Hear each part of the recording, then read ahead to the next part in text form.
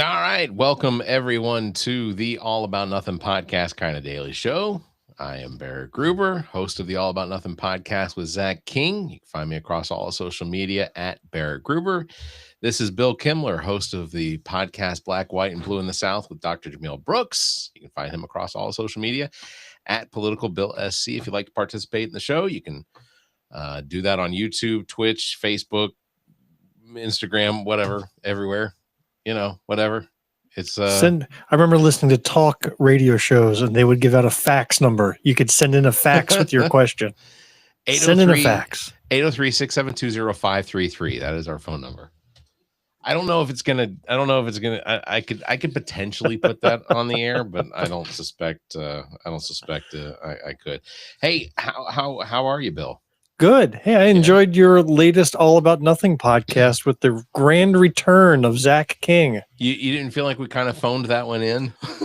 No, it was just the two of you kind of chatting and getting caught up on things. I will admit, like, when you're in a relationship, but then the person you're partnering with goes back to their previous lover and they've dumped you and you feel a little jealous, like after they've been treated so bad and abandon your partner, and now they're back together with an ex that had left them, and you feel just a little twang of jealousy. That's kind of where I'm at right now. Is that what it felt like? Just a little bit. Yeah. No, it was really good to hear him back. I'm glad to hear him get back into the being on the OG. Yeah. So we've got one episode left for the year. You all have one episode left for the year. We recorded our episode last Tuesday. Yeah. I have not had a blessed single minute to sit down to begin editing it. That's what life I don't know when it's going to get released. That's just kind of what life is like lately. But yeah, we've got one more episode. I'm going to record with Preach Jacobs on Thursday night. For the episode that drops on Monday to discuss basically a sort of a in memoriam of what was going to be his guest for his soul sessions earlier this month, and actually would have been last month, but his guest, and I won't give it all away, but it's likely going to be one of those tear-jerking episodes. Well, you're not doing an In Memoriam as a roast. That's no, definitely not a roast. Wow, definitely. This wasn't the guy from the UK, was it? No, this was Delana. She passed away from complete kidney failure. She was on his show, though. No, She never got an opportunity to be on. Oh, wow, I remember he had a poet on. And she was amazing, very powerful. I didn't know if that was the same one. No, but this woman was she was a writer. She was authored. She has a book that is, I want to say that it was published, or it's about to be published.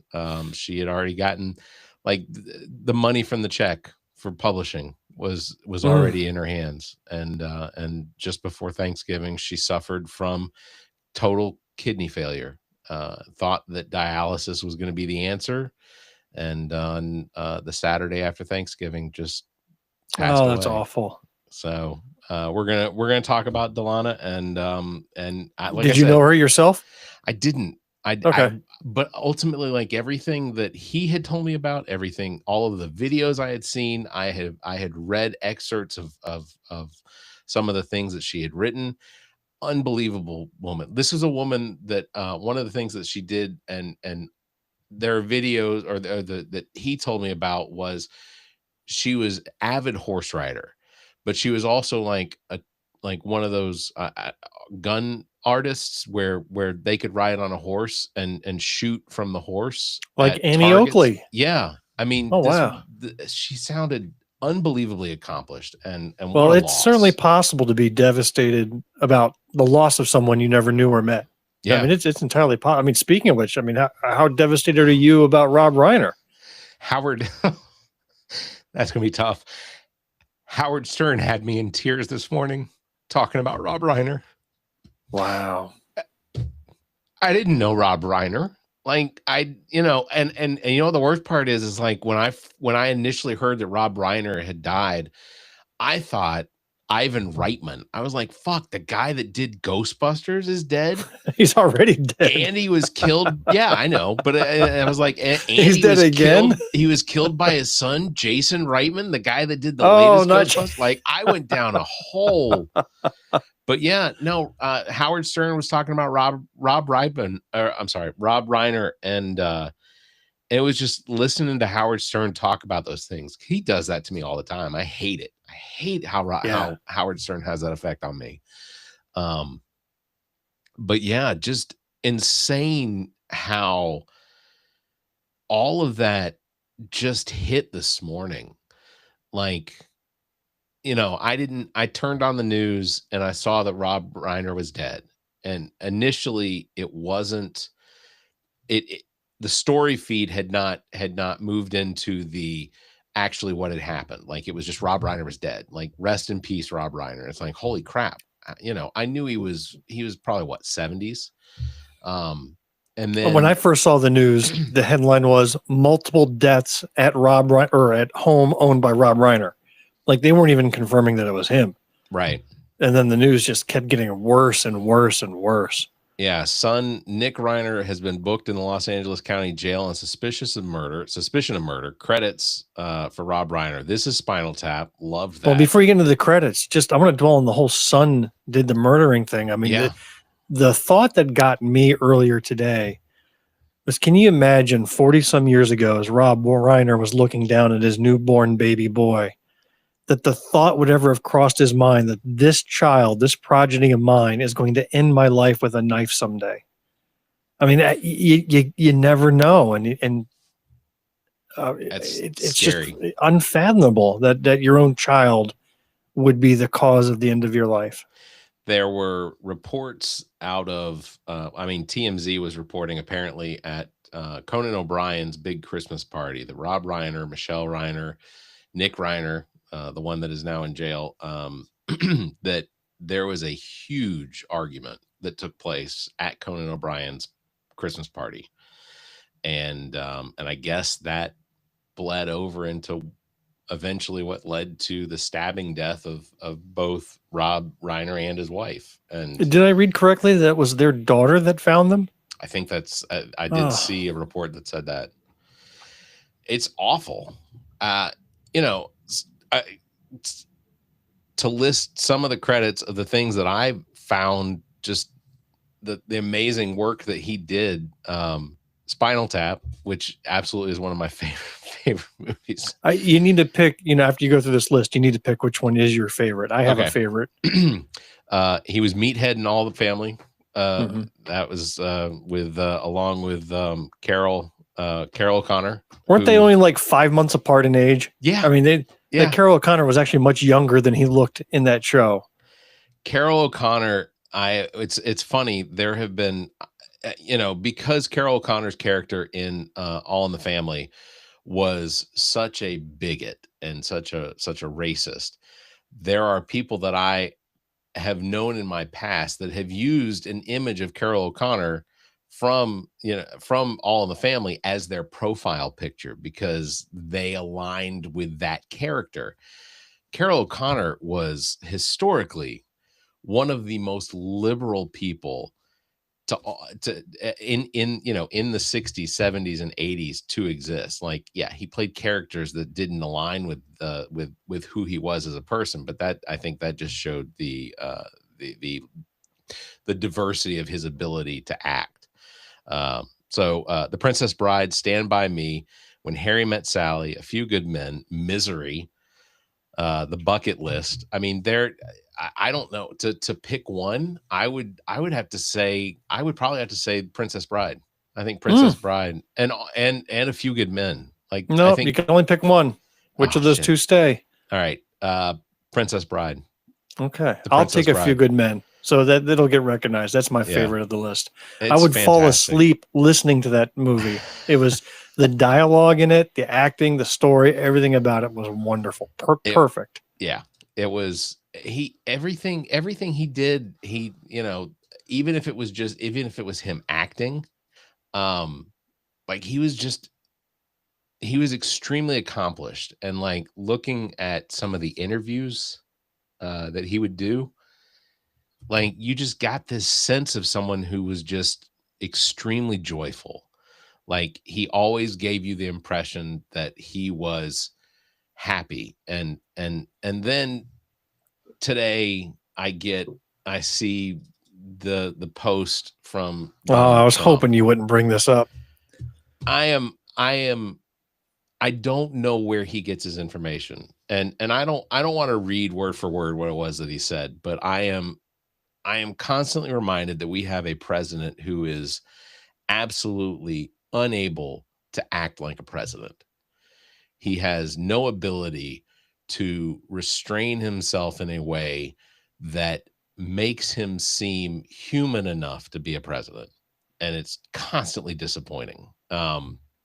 He said, I'm not going to read all of it, but he said Rob Reiner was tortured and struggling because of basically his Trump derangement syndrome, because he disagreed with Donald Trump, because he was a progressive advocate for social justice and people being taken care of, and recognizing the role that the government plays in being a part of people's lives and how that should be. Donald Trump believed that he had Trump derangement syndrome, which is absolutely insane to me. This was not a man who went out there every day. He, like, if I were trying to imagine someone that has Trump derangement syndrome, I would say that what's his name? Robert De Niro is closer to having what I would call Trump derangement syndrome. There is no such thing. I wouldn't even give it. Don't even that isn't. Phrase any credence whatsoever. I know there isn't, but it's if there's one individual who adds most to the world by subtracting himself from it, it's Donald Trump. Yeah. I mean, that is true addition by subtraction. If he just removes himself from the equation, the world immediately becomes a better place. Yeah.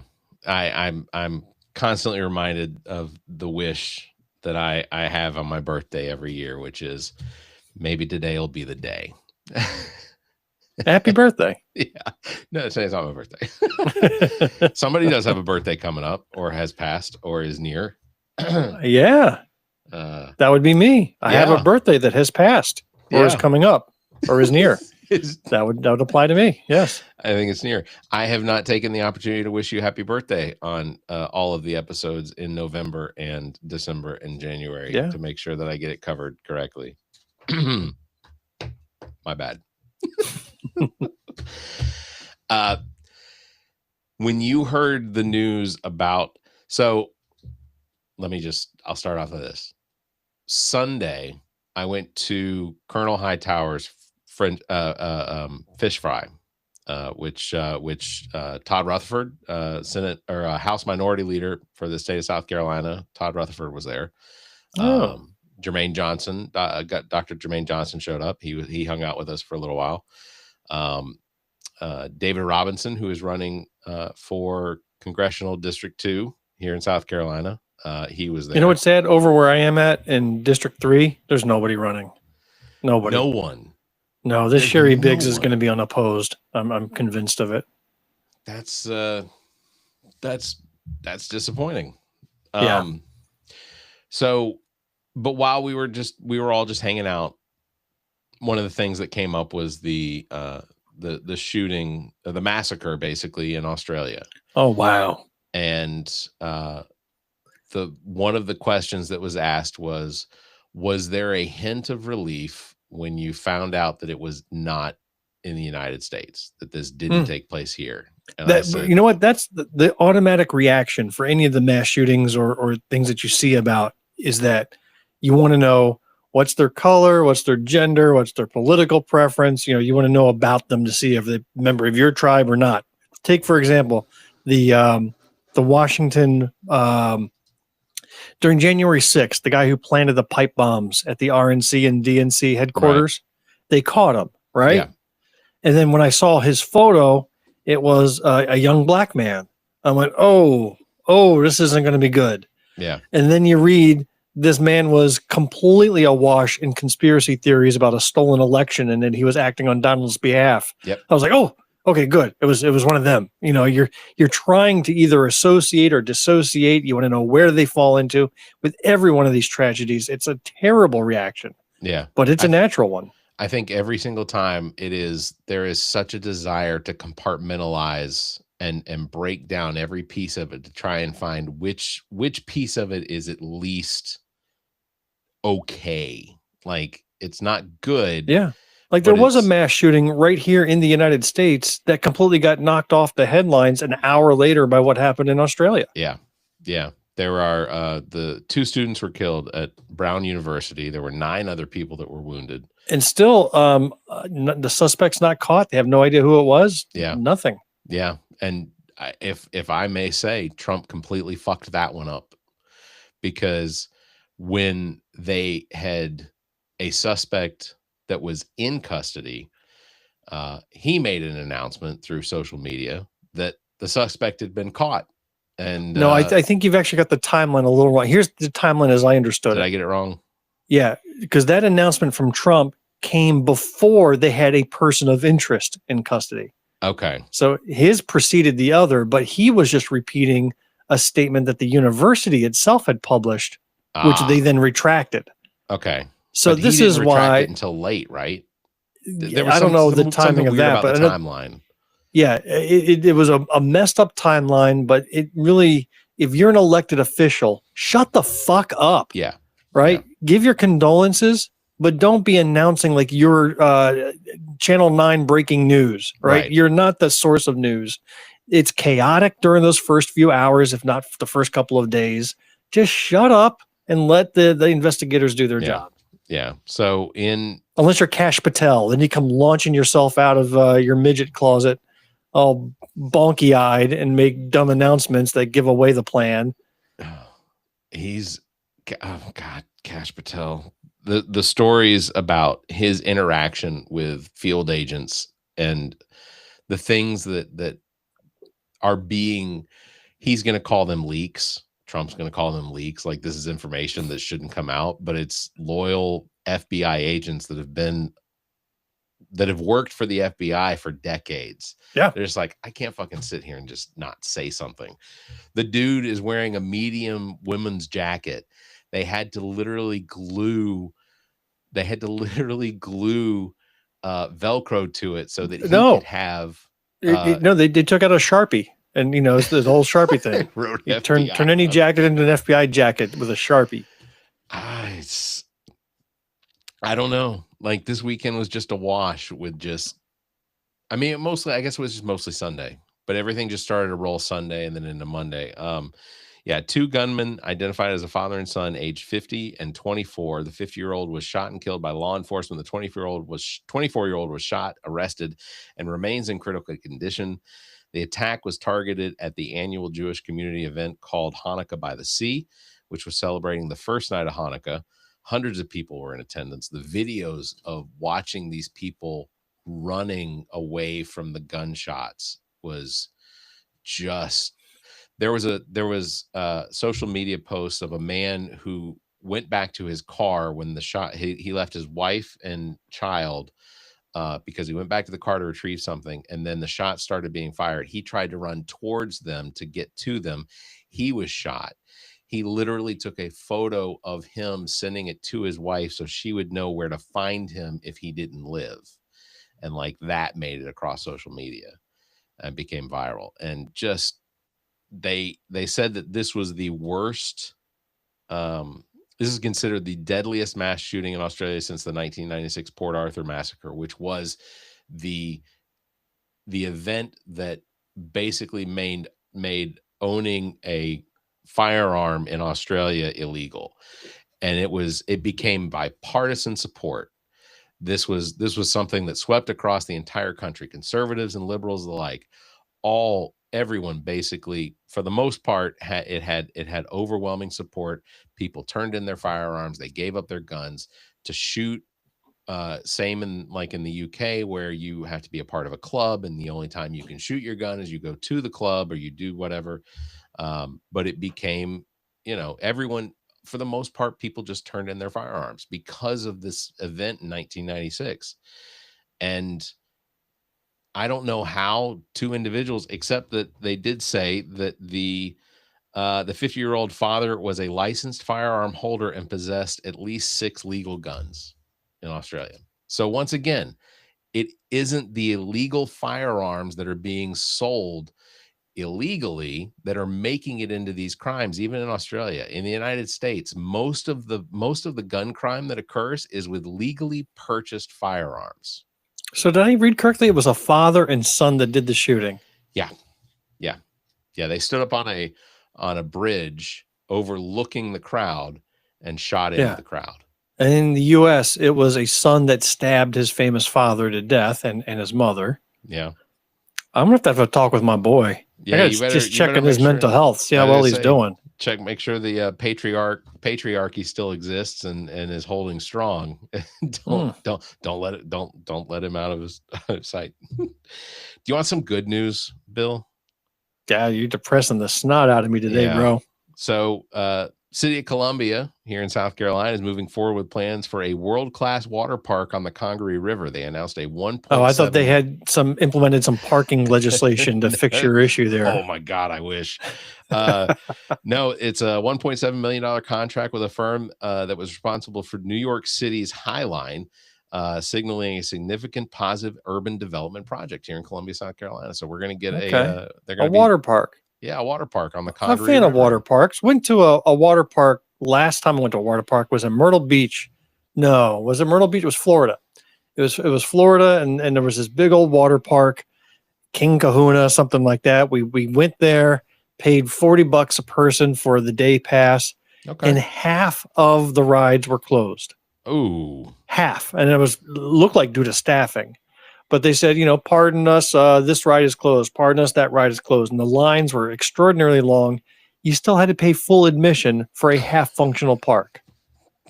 Like that was just bullshit. Yeah, it was like put up some sort of announcement in advance, or at least give you discounts. If half the rides are busted, charge half price. Then it's like then you can understand. We take the kids occasionally to the Great Wolf Lodge. Which yes, I'll give them. That's been an annual event in our family when they were younger. What do you think of that place? So it's exhausting, if I'm being honest. And it's not. Look, and kudos to them because they do everything extremely well. Like it is, when you get there, one of the first things you can do is you can go in and get kids can get their magic wand. So now they've got their magic wand and they can run around literally all day. They don't even have to spend the whole day in the water park. They can go running around with this book of magic codes and secrets and things like that, and they scan things, and there's like 15 levels to it. You're running up and down the stairs, and sounds like you had fun with that wand. It is legitimately it's a good time, but it is just exhausting. I can imagine you doing all that running around. Then you have the water park. I gotta imagine you're with your kids while they're running around, so you're just trying to keep up with them. You're not letting them out of your sight. They're getting old enough where you just kind of pin a $20 bill to. Isn't that a Ron White joke? Pin a $20 bill to and tell them good luck. The best thing about Great Wolf Lodge is that they have a Dunkin' Donuts. That was my favorite thing about it. You're not wrong. It's like a treat whenever I get to go to that Dunkin' Donuts. Yeah. They do have a Dunkin' Donuts, and they do take mobile orders. So you don't have to stand in this line that is taking forever as people, because it opens up at like 7:00 in the morning. I'm the first one in line. No problem. Okay. Good for you. I would sometimes be the first in line. But which Great Wolf Lodge did you go to? The one in Charlotte? Yeah. Okay. So actually, here's a little secret. While the Dunkin' Donuts is great to go ahead and get in a coffee, there is a custom donuts place that is just outside of the Great Wolf Lodge in right, like as you're going back towards the main highway. It's only about 2-minute walk, and you can get some unbelievably good donuts. I can't remember what's a custom donut. Like you put in your order, I want a broccoli and hair donut. They might do that, but they have normal donuts too. Okay. But they're giant, like they're enormous donuts. Like they're huge. Yeah, I don't need donuts. that. I just need my Boston cream Dunkin' Donuts and a Dunkin' Donuts coffee. I don't need any of that fancy walk for 2 miles donut. I will good. say this. I think the thing that Dunkin' Donuts is missing out on, they stopped doing, was the they took the Boston cream donut, but they did the donut. It was the layered donut. What do they call those things? It was almost like a crescent roll, not a crescent roll. Is that right? What is the French things? Croissants. It was a Dunkin' Donut croissant donut, but it was a Boston Like an cream. eclair? No, I mean it was round. Okay. But the Boston cream, whatever you want to call it. The Boston cream is just a round donut with icing on top and Boston cream in the middle. You get your, well, what is this bullshit fancy croissant donut you were missing? It was good. Maybe, yeah. You belong to Starbucks, man. That's where you belong. Go into Foo place. I need a working man's Dunkin' Donuts. I'm going to tell you this. I don't even like going to Starbucks for my birthday coffee, because the only thing I'm going to order is just a black coffee with some Splenda, and that's it. Like anytime I bring that up, somebody's always like, "Oh, that's the day you get like the most expensive coffee they have." I was like, "Yeah, but I still have to drink it. It's not anyway." Other good news: someone in South Carolina became a winner. The winning Powerball ticket was sold at a Quick Trip. Has not been disclosed where this was in South Carolina, but somebody did win. I don't think it was a full-on Powerball win, but it was like 4 numbers and the Powerball. Because I think at this moment, if they had won the full Powerball and hit it, they would own South Carolina at that point. It's like, this is my state. Yeah. Would you, if you won the lottery, would people know? Yes. You would let people know? Yeah. Because I'd be like, see y'all. I don't think I'd ever let anyone know. I would live my life exactly the way I live it now. No one would ever know. It just wouldn't happen. It would be like Brewster's Millions to me, because I wouldn't know how to spend that much money fast enough. Like I wouldn't, like, to be honest, I like my tech equipment and I'm pretty much set with everything I've got. I'm happy. Yeah. I love my books and music. I've got more books, music, and TV and movies to watch than I could possibly do before I die if I was to do nothing but from now until then. Yeah. Like, I don't know what I would do with all that money. Travel the world? I have no interest in going to visit these places. Yeah. Like, I'll look at them from National Geographic magazine or the TV, but I have no interest in going to a poisonous jungle to see these pyramids myself, or drinking the water in India to go see those sites. I don't want to do any of that. I'm fine right where I am. So I have no interest in traveling. I understand. What would I do with several $1 billion? I don't know. I would not change anything. The only thing I could tell you is that I would quit my job. Would you not quit your job? I wouldn't. I would work until you love your job so much that if you won the lottery, multi-millions, you would still get up at 5 a.m. and deal with tech support. I would work that job until the day they asked me to stop. Because that job, you're just going to be a flaming asshole? You're going to be an asshole millionaire? Bill, you need to Barrett Gruber, millionaire speaking. How can I help you? You need to shadow me during my regular job. Like, you need to you can afford to pay me to shadow you at that point. So yes, I'll shadow you for $100,000. Because I'll catch whatever spills out your back pocket. There's virtually nothing I don't get away with now. So it would just be it would be an exaggerated extent of that. Look, I can see if you were doing a job you loved, like if you were a musician and your job was to tour in a rock band, all right, you do that. But you can't love that job. Maybe I'm projecting onto you. But you can't love that job so much you would still do it if you were suddenly wealthy. But I would be insufferable. Like I said, I would work that job until the day they asked me to stop working it. Like that would. Okay, if I was to follow that path, I would last two more minutes on my job, because I would be exactly. Honestly, I would probably devote most of my time to doing this. Like, I'd be live all the time. I would get a professional studio built. I saw what Dr. Jermaine Johnson had with his Breakfast Club interview, and I was like, man, that's what happens when you have a budget. That's sweet. And it was a good interview. Like, mine was better. I got to tell you, for all that budget they had, I think my interview was far more compelling. I agree. I do. I listen to the Breakfast Club probably 2 or 3 days a week. I'd never heard of them before. I guess they're a big Really? deal. You've never Yeah. heard of Charlemagne the God? No? Yeah, no, Yes. he's I guess I okay. didn't know that. I didn't associate him with the Breakfast Club. Yeah. Okay. Yeah. But yeah, Dr. Johnson told me last week that he was going to be on there. I think he recorded last Monday. And so last Monday, and then the episode, his interview aired today. Which again, I thought it was a pretty good interview. I think your interview was more entertaining. I think your interview got more information out of him, specifically about, I just his interview with the Breakfast Club. His answers were his rehearsed answers. Yes. Like every answer I'd heard about a dozen times before, because they didn't really ask anything that hadn't already been asked. Yeah. I didn't catch anything. Good interview. If that was the first time you've heard him, you were in for a treat, no doubt.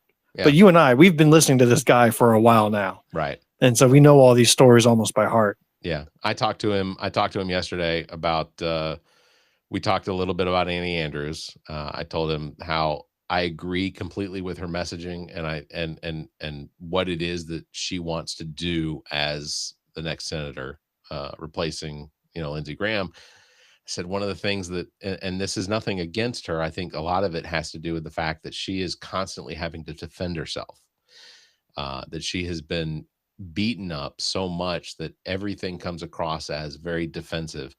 And if I could just work with her. What has she been beaten up about? What's been beaten up on her? But the Nancy Mace stuff from the last campaign and things like that.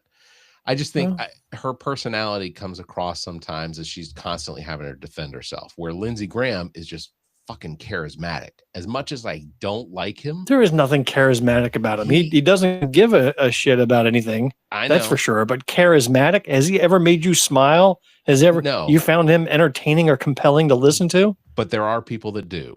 There are people that do enjoy. There is nobody that finds Lindsey Graham charismatic. They're not. There's nobody. I challenge you. Okay, Donald Trump. I'll grant you that.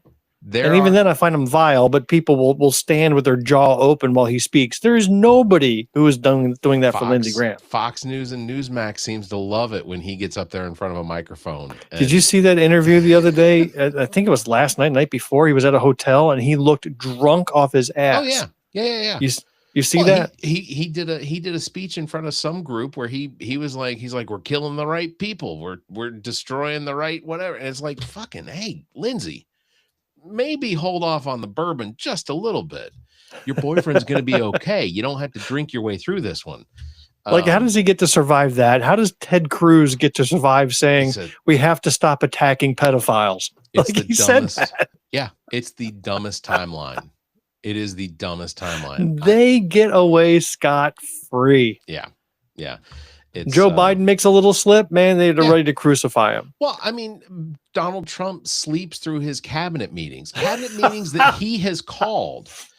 And anyone says anything about him sleeping, like he flipped out last week about how people what did he say? It's seditious behavior for anyone to talk about him falling asleep during his cabinet meetings.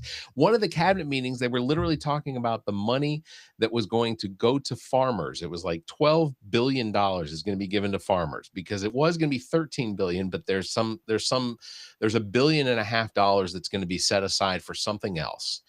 And whoever it was, Department of the Interior, Agriculture, Secretary of Agriculture, was talking about this $12 billion and whatnot. And Donald Trump wakes up out of nowhere and just goes, $13 billion. Like that was he woke up. He woke up, and that's what happened. And then he gets pissed off because people are talking about him sleeping through his own. These are cabinet meetings that he called. He doesn't have to call these cabinet meetings. They don't need to have a cabinet meeting every single week. I think Biden had cabinet meetings like once a month, and Trump has them every week, because every now and then he needs his ego stroke just a little bit, Fucking A. Anyway, hey, the turnout at the South Congaree Christmas parade was great over the weekend. I worked with Colonel Hightower the whole time, and I would say that he shook just about every single hand that he could. In fact, we were about a third, like where the car was for Colonel Hightower. about a third of the way from the beginning of it. But by the time we got to the end of the parade route, traffic was actually already flowing. So the police had already moved past us. We were still, we were pulling up the end of it. Those parades go way too fast for a politician who wants to shake hands. But he was the only politician that was outside of his car. So Joe Wilson had a Humvee, like a military Humvee that was there. He didn't even ride in the Humvee. He sat at the corner of Joe Wilson was standing at the end of the parade route on the corner by himself. When we came past him, there was nobody near him. Nobody. It was a really, also, the campaign that is running against Colonel Hightower, they walked in their truck. They rode the parade route in their truck. So Colonel Hightower was out there booking it. He's doing it. How are you feeling about that election? You think there's a chance? It's going to come down to turnout. Well, that's brilliant. Yes. It's going to come down to whoever gets the most votes, I think. I think that's going to determine this election.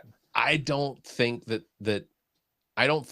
just based on conversation, like I went over and spoke election is Christmas Eve. Is it the 24th? 23rd. It's the 23rd. 23rd. So it's the Tuesday, right? Next Tuesday. So 23rd. early voting goes through this Friday at the Lexington Election Commission office. That goes through this Friday. Yeah. But the fish fry had between 80 and 100 people show up to it yesterday. Great. There's going to be another event later this week there where they're going to try and get some more people to turn out. They have the texting and robocalls are being expanded this week from the group that it was. You know how all this works. Basically, you have a list of phone numbers and things based on turnout from different primaries and things like that. They have expanded that so that they can get more phone calls and text messages out to people. So I was not included in the first round. I did get my text messages today. So I think I'm going to be an observer on Tuesday next week.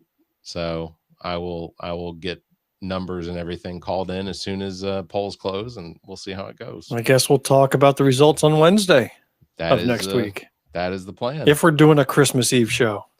I don't mind. We can do a Christmas Eve show. Yeah. Or, we'll figure it out. Got nothing else going on. Yeah. Yeah. I mean, we're going to have family over to eat pizza and open some gifts before everybody goes to bed before Christmas Day. So that's what we do. That's our tradition. It's pizza and gifts. So good. Anyway.